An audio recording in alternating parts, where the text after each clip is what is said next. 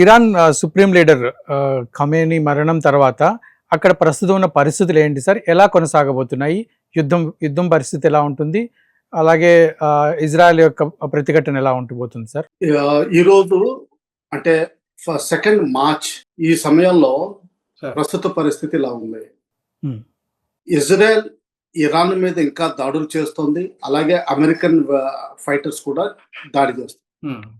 అందులో F-22 అన్నది ఎక్కువ పేలోడ్ తీసుకెళ్తుంది. దీన్ని హెవీ బాంబర్ కింద లెక్క పెట్టారు. దీన్ని ఒకటి బెహ్రెన్ లో కూల్చివేసినట్టు ఇరాన్ ప్రకటించింది.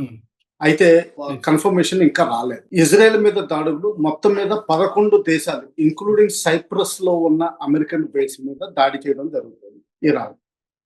ఇరాన్ లో అయితే లాస్ట్ 36 అవర్స్ లో వాళ్ళకున్న IRGC command and control structure, తర్వాత ఈ ఉలేమా కౌన్సిల్ ఏదైతే ఉందో, అంటే ఏదైతే థియాలజికల్ కౌన్సిల్ పరిపాలిస్తుందో ఇరాన్ ని, అందులో పోయిన వాళ్ళ ప్లేసుల్లో ఇంక్లూడింగ్ ఆయతుల్లా ప్లేస్ లో రీప్లేస్మెంట్స్ ప్రకటించారు. ఆయతుల్లా ప్లేస్ లో ఆయన కొడుకునే మజోబాని ప్రకటించారు. దానికి ఒక బలవత్తరమైన కారణం ఉంది. ఈ ఫ్యామిలీ హుస్సేన్ మహమ్మద్ అల్లుడైతే ఎవరైతే ఉన్నారో, త్యాగం చేశారో, షియాస్ కి మెయిన్ దేవుడి కింద లెక్క పెడతారో, వాళ్ళ లైనేజ్ అంటే వాళ్ళ వంశం వాళ్ళకి చెందిన వాళ్ళుగా లెక్క పెట్టుకుంటారు. అందుకనే వాళ్ళకొక్కళ్ళకే అధికారం ఉంది ఆ దేశంలో, అటువంటి బ్లాక్ తలపాగా కట్టుకునే అధికారం. వాళ్ళందరూ ఆ వంశం నుంచి వచ్చిన వాళ్ళు. సో అతన్ని అంతకుముందు కూడా అతను ఆ దేశంలో ఉన్న ఫైనాన్షియల్స్, IRGCకి ఉన్న ఫైనాన్సెస్ అన్ని అతనే కంట్రోల్ చేసేవాడు. అతన్ని ఇప్పుడు కొత్తగా ప్రకటించడం జరిగింది. సో అంటే ఏంటంటే సేమ్ పాలసీ కంటిన్యూ అవుతుంది డిస్పైట్ ఆల్ లాసెస్. ఇజ్రాయెల్ ప్రకారం 46 మంది top senior IRGC plus civilian post లో ఉన్న వాళ్ళు చనిపోవడం జరిగింది. ఇంక్లూడింగ్ పాస్ట్ ప్రెసిడెంట్ ఎవరైతే యాంటీ ఇజ్రాయెల్ ఎక్కువ ఉన్నారో, తర్వాత వాళ్ళ నేషనల్ సెక్యూరిటీ అడ్వైజర్ ఈక్వలెంట్, వీళ్ళందరూ చనిపోవడం జరిగింది. అమెరికన్ ఫ్లీట్ ఏదైతే ఉందో అది కొంచెం పాకిస్తాన్ వైపుకి జరిగింది. దాని మీద 4 మిసైల్స్ ఫైర్ చేశారని ఇరాన్ ప్రకటించింది. కానీ అమెరికా స్పష్టం చేసింది ఆ 4 మిసైల్స్ ఎయిర్ క్రాఫ్ట్ క్యారియర్ ని చేరుకోలేదు, దూరంగానే ధ్వంసం చేయబడ్డాయి. 2 ట్యాంకర్లు అమెరికాకి చెందినవి బహ్రెయిన్ దగ్గర డ్యామేజ్ అయినాయి. దానిలో కొంతవరకు క్యాజువాలిటీస్ అయినాయి. ఇప్పటి వరకు 3 అమెరికన్స్ చనిపోయినట్టు, దాదాపు 20 మంది ఇజ్రాయలీస్ చనిపోయినట్టు మనం లెక్క పెట్టుకోవచ్చు.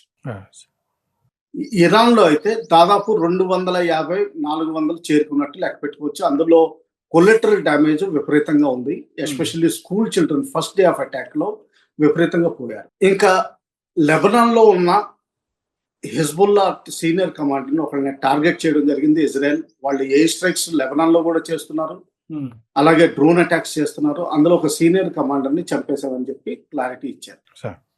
అలాగే సదర్న్ లెబనాన్ లో కొంతవరకు 500 మీటర్ల వరకు లెబనాన్ టెరిటరీలో కూడా ఇజ్రాయెల్ తన ఆర్మీని ప్రెజెన్స్ చూపిస్తుంది.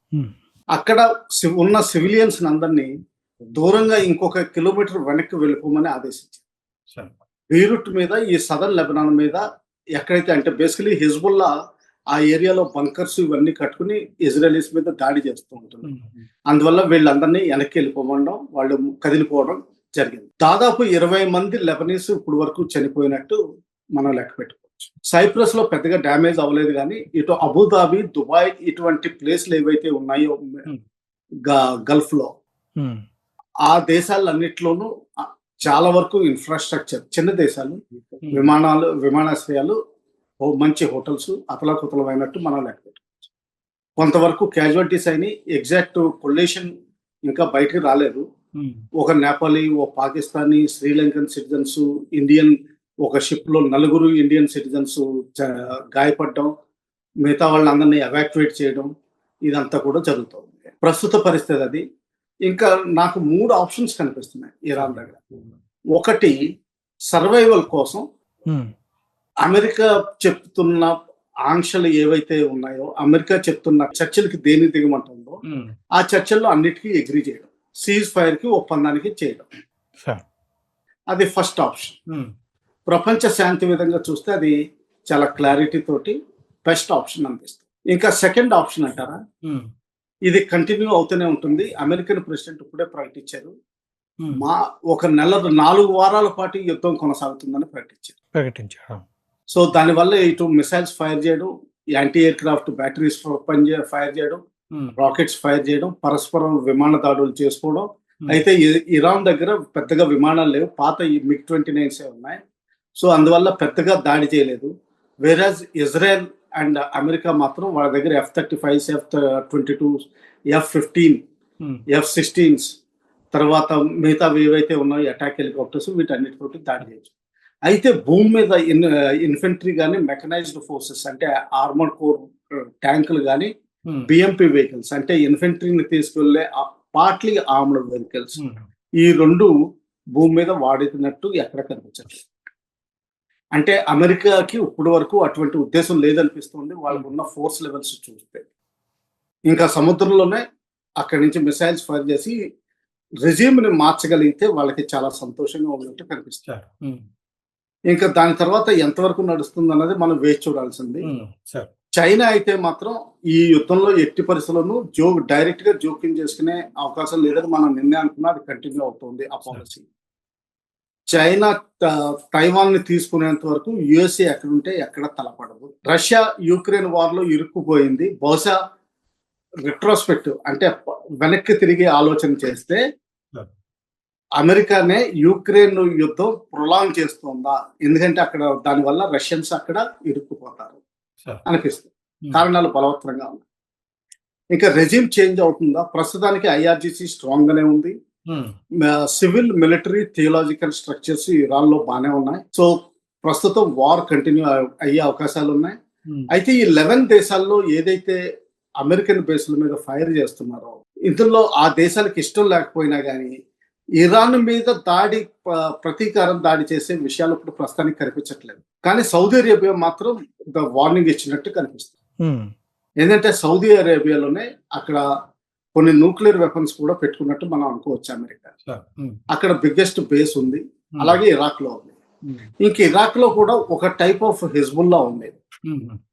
దాని మీద కూడా అమెరికన్స్ ప్లస్ ఇజ్రాయలీస్ దాడి చేస్తున్నారు. ఇది ప్రస్తుత పరిస్థితి. సార్ ఇక్కడ మన ఇరాన్ అని ఫ్రాక్సీ దళాలని యాక్టివేట్ చేసే అవకాశం ఉందా సార్? హిజ్బుల్లా, హౌతీలు వీళ్ళని ఆల్రెడీ హిజ్బుల్లాని యాక్టివేట్ చేసింది. హిజ్బుల్లా వాళ్ళు ఫైర్ చేస్తున్నారు. హౌతీస్ నిన్న సాయంకాలం యాక్టివేట్ చేస్తారని అనుకున్నాం, కానీ ప్రస్తుతానికి ఇప్పటి వరకు జరగలేదు. మరి ఎందుకు వేచి చూస్తున్నారో ఐడియా రావట్లేదు.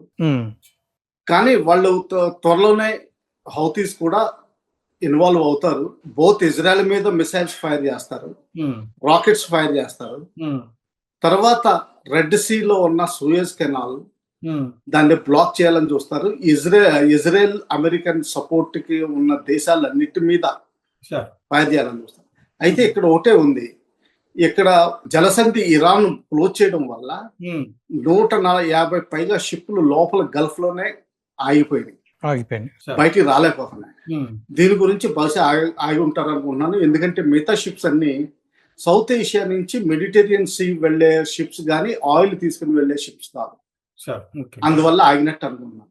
ఎందుకంటే వాటి మీద దాడి చేసినా గానీ అగ్ని ప్రమాదం జరిగే అవకాశాలు చాలా తక్కువ. షిప్ మునిగిపోవచ్చు, కానీ అక్కడ క్రూ ఎవరైతే ఉన్నారో వాళ్ళని రక్షించుకుంటారు ఎలాగోలాని. అగ్ని మాత్రం రేజలిగే అవకాశాలు చాలా తక్కువ ఉన్నాయి. అదే పెట్రోలియం ఫ్యూయల్ కాంప్లెక్స్ తీసుకున్న లోడ్స్ ఏవైనా ఉంటే, ఈ గల్ఫ్ లోంచి వచ్చిన లోడ్స్ అవన్నీ నిప్పంటుకుని మొత్తం పరాకాష్ఠకు చేరుకునే అవకాశం ఎక్కువ కనిపిస్తుంది. సో అటువంటి ప్రస్తుత సిచ్యువేషన్ అది హౌతీస్ కూడా కలెక్ట్ చేస్తారు. ప్రస్తుతానికి ఇంకా వేరే దేశం ఏది కలెక్ట్ చేసుకునే ఉద్దేశం కనిపించదు.